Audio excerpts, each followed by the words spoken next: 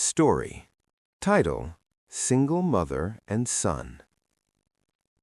Before dawn, the apartment was a held breath.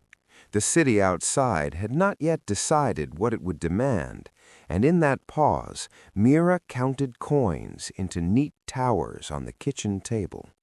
She moved quietly, so quietly that the coins seemed to listen. Her son, Arav, slept in the next room with one arm flung over a pillow, as if embracing a future he did not yet know how to name. Mira had learned the arithmetic of survival early. After her husband's death, sudden, unfair, bureaucratically complicated, numbers had become both enemy and ally. Rent, school fees, bus fare, groceries. These were fixed stars she navigated by. Hope was less precise, but she kept it anyway, tucked into the margins. Arav woke when the kettle sang. He padded into the kitchen, hair defiant, eyes alert in the way of children who sense responsibility but have not yet accepted its weight. "Is it a school day?" he asked, as if there were days that weren't. "Every day is a school day," Mira said, smiling despite herself. She poured tea into her chipped cup and milk into his.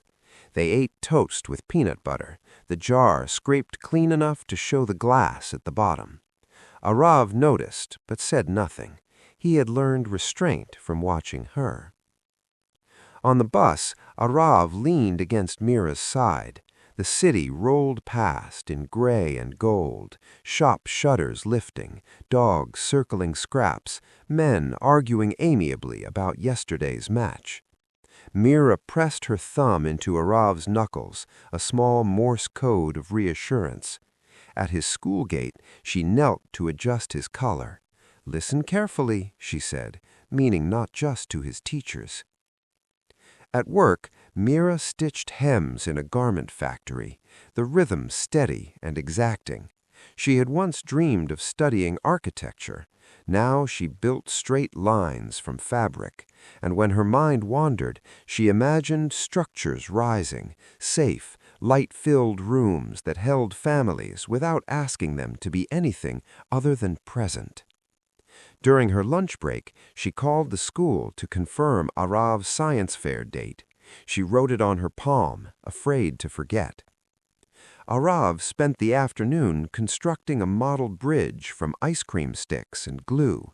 He had chosen bridges because they were about connection. When his teacher asked why, he said, because they help people cross things they can't otherwise. He thought of his mother counting coins, of her hands, steady even when the numbers were not. That evening, the power went out. Candles turned the apartment into a constellation.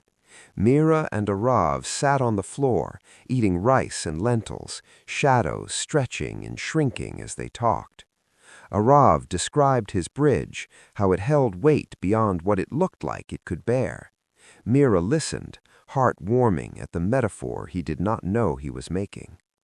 Later, as Arav slept, Mira stood by the window and let the dark settle. She was tired in a way that sleep did not fix, but she was not empty. She thought of tomorrow's lists and the science fair, and the way Arav's voice had lifted when he explained his bridge. She thought of her own hands, capable still. In the morning, the city would ask again. Mira would answer, and Arav would watch, learning. Between them, quietly, they were building something that did not show on any map. A life that could carry them both.